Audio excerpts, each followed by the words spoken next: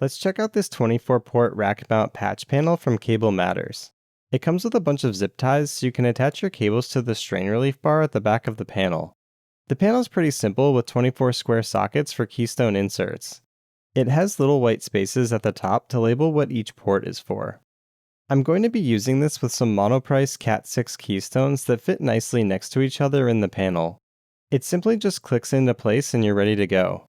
I really like that this patch panel has a strain relief bar at the back that lets you zip tie your cable to the bar to protect it. I want to test fit this on my rack that I have sitting on my workbench before I mount it onto the wall. Note that mounting hardware like cage nuts and screws are not included, so you'll have to supply those on your own. It's not a big deal though. This thing looks great. Let's check it out on the wall now.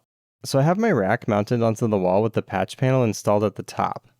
I took the mounting screws off so you can get a look at how the cables look with the keystones and the strain relief on the back.